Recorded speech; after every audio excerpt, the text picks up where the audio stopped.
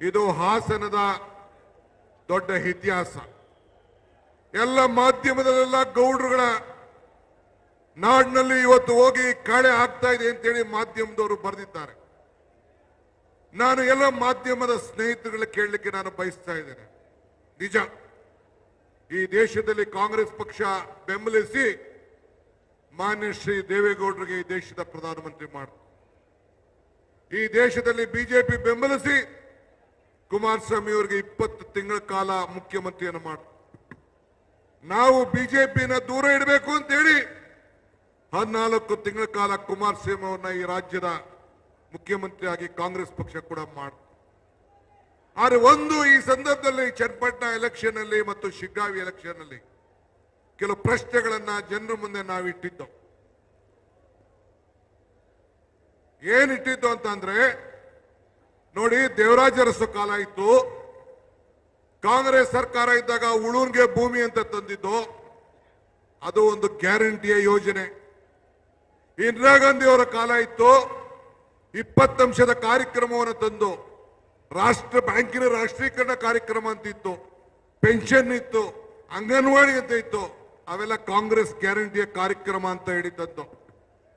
ಮನಮೋಹನ್ ಸಿಂಗ್ ರವರ ಕಾಲ, ರಾಜೀವ್ ಗಾಂಧಿ ಅವರ ಕಾಲ, ಆಗ ಏನು ಒಂದು ತಂತ್ರಜ್ಞಾನ ಏದು ನಡೀತಾ ಇದೆ, ಅದೆಲ್ಲಕ್ಕೂ ಕೂಡ ಒಂದು ದೊಡ್ಡ ಶಕ್ತಿಯನ್ನು ಕೊಟ್ಟು ನಿಮ್ಮೆಲ್ಲರ ಕೈಯಲ್ಲಿ ಮೊಬೈಲ್ಗಳನ್ನ ಕೊಟ್ಟು ಒಂದು ಕ್ರಾಂತಿಯನ್ನ, ಇವತ್ತು ಹೊಸ ಕ್ರಾಂತಿಯನ್ನ ಪ್ರಾರಂಭ ತಂದು ಇದು ಜನರ ಕಲ್ಯಾಣಕ್ಕೆ ಹೊಸ ಗ್ಯಾರಂಟಿಯನ್ನು ತಂದು, ಮನಮೋಹನ್ ಸಿಂಗ್ ಅವರ ಕಾಲದಲ್ಲಿ ಸೋನಿಯಾ ಗಾಂಧಿ ಅವರ ನಾಯಕತ್ವದಲ್ಲಿ ಇವತ್ತು ಆಹಾರ ಬದ್ಧತೆ ಕಾಯ್ದೆ ತೆಗೆದುಕೊಂಡು ಬಂದು, ವಿದ್ಯಾ ಕ್ಷೇತ್ರದಲ್ಲಿ ಎಲ್ಲರಿಗೂ ಕೂಡ ವಿದ್ಯೆಯನ್ನು ಕೊಡಬೇಕು ಅಂತೇಳಿ ಕಾಯ್ದೆಯನ್ನು ತೆಗೆದುಕೊಂಡು ಬಂದು, ಆಹಾರ ಬದ್ಧತೆ ಕಾಯ್ದೆ, ವಿದ್ಯಾ ಕ್ಷೇತ್ರದಲ್ಲಿ ಕಾಯ್ದೆ, ಎಲ್ಲರಿಗೂ ವಿದ್ಯಾ ಹಕ್ಕು ಮತ್ತು ಇವತ್ತು ಉದ್ಯೋಗ ಖಾತ್ರಿ ಯೋಜನೆಯನ್ನು ತೆಗೆದುಕೊಂಡು ಬಂದು ಉದ್ಯೋಗ ಗ್ಯಾರಂಟಿ ಯೋಜನೆ ತೆಗೆದುಕೊಂಡು ಬಂದು, ಇದು ಕಾಂಗ್ರೆಸ್ ಪಕ್ಷದ ಗ್ಯಾರಂಟಿ, ಆಗಿನ ಕಾಲದ ಗ್ಯಾರಂಟಿ.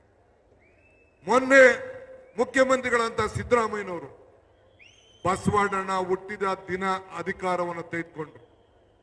2013ರಲ್ಲಿ ತೆಗೆದುಕೊಂಡಂತ ಮೊದಲನೇ ದಿನ ಆಹಾರ ಬದ್ಧತೆ ಕಾಯ್ದೆಯನ್ನು ಗಮನದಲ್ಲಿಟ್ಟುಕೊಂಡು ಎಲ್ಲರಿಗೂ ಕೂಡ ಅನ್ನ ಭಾಗ್ಯವನ್ನ ಕೊಟ್ಟದ್ದನ್ನ ಯಾರು ಕೂಡ ಮರೆಯಲಿಕ್ಕೆ ಸಾಧ್ಯ ಇಲ್ಲ.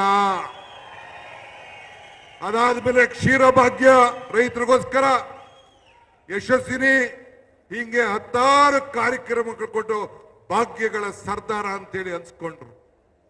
ಎಂ ಕೃಷ್ಣರವರು ಮುಖ್ಯಮಂತ್ರಿ ಆಗಿದ್ರು ಕಾಂಗ್ರೆಸ್ನಿಂದ, ವೀರಪ್ಪ ಮೊಯ್ಲಿ ಮುಖ್ಯಮಂತ್ರಿ ಆಗಿದ್ರು, ಸಿಟಿ ತೆಗೆದುಕೊಂಡು ಬಂದ್ರು. ಎಂ ಕೃಷ್ಣ ಬಿಸಿ ಊಟ ತಂದ್ರು, ಶ್ರೀಶಕ್ತಿ ಸಂಘಗಳನ್ನ ತಂದ್ರು, ಐಟಿ ಬಿಟಿ ಕ್ಷೇತ್ರಕ್ಕೆ ಬೆಂಗಳೂರನ್ನ ಅಂತಾರಾಷ್ಟ್ರೀಯ ಮಟ್ಟಕ್ಕೆ ತೆಗೆದುಕೊಂಡು ಬಂದ್ರು. ಇದೆಲ್ಲ ಸಾಧನೆಗಳು. ಅದಾದ್ಮೇಲೆ ಸಿದ್ದರಾಮಯ್ಯನವರ ಮುಖಂಡತ್ವ, ನನ್ನ ಅಧ್ಯಕ್ಷತೆಯಲ್ಲಿ ಕಾಂಗ್ರೆಸ್ ಸರ್ಕಾರ ಬಂತು. ಈ 5 ಗ್ಯಾರಂಟಿಗಳನ್ನು ತಂದು ಕೊಟ್ಟಿದ್ದೇವೆ. ನಾನು ಕುಮಾರಸ್ವಾಮಿ ಅವರೇ, ಗೌರವಾನ್ವಿತ ದೇವೇಗೌಡ್ರೆ, ಕಣ್ಣೀರು ಹಾಕ್ತಿದ್ರಿ ಬಂದು ಚನ್ನಪಟ್ಟಣಕ್ಕೆ, ಎಲೆಕ್ಷನ್ ಟೈಮಲ್ಲಿ ಕಣ್ಣೀರು ಹಾಕ್ತಿದ್ರಿ. ನಾನು ನಿಮ್ಮ ಸಾಕ್ಷಿ ಗುಡ್ಡೆ ಏನು ಅಂತ ಕೇಳಕ್ಕೆ, ನಿಮ್ಮ ದೇವೇಗೌಡರ ಸಾಕ್ಷಿ ಗುಡ್ಡೆ ಈ ಹಾಸನದಲ್ಲಿ, ಈ ರಾಜ್ಯದಲ್ಲಿ ಏನು ಅಂತ ಕೇಳಲಿಕ್ಕೆ ನಾನು ಏನು ಅಂತ ನಿಮ್ಗೆ ಬಯಸ್ತಾ ಇದ್ದೀನಿ. ಅದಕ್ಕೆ ತಾವು ಉತ್ತರ ಕೊಡಬೇಕು ಅಂತ ನಾನು ಒತ್ತಾಯವನ್ನು ಮಾಡ್ತಾ ಇದ್ದೀನಿ. ನಾನು ಬೇರೆ ನಿಮ್ಮ ಸಂಸತ್ ಸದಸ್ಯರ ಬಗ್ಗೆ, ಮಾಜಿ ಸಂಸದರ ಬಗ್ಗೆ ನಾನು ಮಾತಾಡೋದಿಲ್ಲ. ಆ ಸಾಕ್ಷಿ ಗುಡ್ಡೆ ಬಗ್ಗೆ ನಾನು ಚರ್ಚೆ ಮಾಡಕ್ ಹೋಗುದಿಲ್ಲ, ಅಸಹ್ಯ ಆಗ್ತದೆ. ಆದ್ರೆ ನೀವು ಮಾಡಿದಂತ ಸಾಧನೆ ಗ್ಯಾರಂಟಿ ಏನು, ಅದಕ್ಕೆ ಇವತ್ತು ಈ ಜನ ಕಲ್ಯಾಣ ಕಾರ್ಯಕ್ರಮದಲ್ಲಿ, ಜನ ಕಲ್ಯಾಣ ಸಮಾವೇಶದಲ್ಲಿ ನಮ್ಮ ಕಾಂಗ್ರೆಸ್ ಪಕ್ಷದ ಇತಿಹಾಸ, ಕಾಂಗ್ರೆಸ್ ಪಕ್ಷದ ಶಕ್ತಿ, ಕಾಂಗ್ರೆಸ್ ಪಕ್ಷದ ಕಾರ್ಯಕ್ರಮ, ಇದನ್ನ ತಮ್ಮೆಲ್ಲರೂ ಕೂಡ ಚರ್ಚೆ ಮಾಡಲಿಕ್ಕೆ ನಾವೆಲ್ಲ ಇಲ್ಲಿಗೆ ಬಂದಿದ್ದೇವೆ. ಇವತ್ತು ಈ ದೇಶದಲ್ಲಿ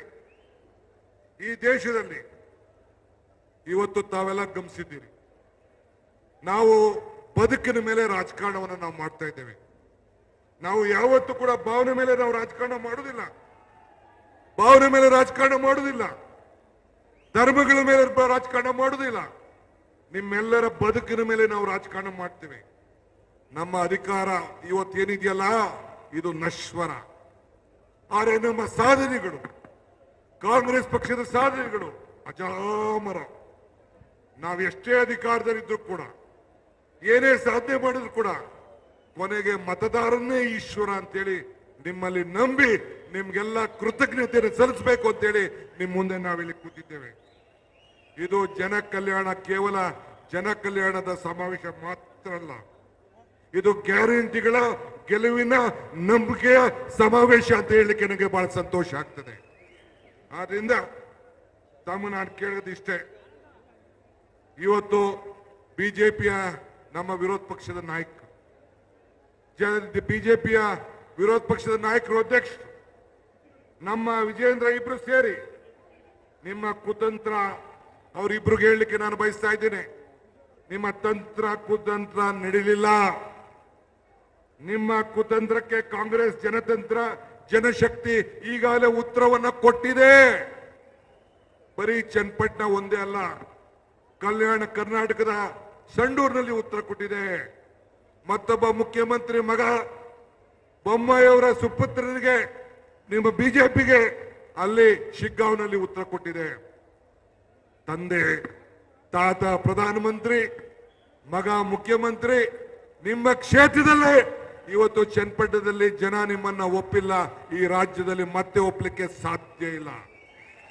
ಹೆಚ್ಚಿನ ವಿಡಿಯೋಗಳಿಗೆ ಪ್ರತಿಧ್ವನಿ ಯೂಟ್ಯೂಬ್ ಚಾನೆಲ್ ಸಬ್ಸ್ಕ್ರೈಬ್ ಮಾಡಿ, ಬೆಲ್ ಐಕಾನ್ ಕ್ಲಿಕ್ ಮಾಡಿ.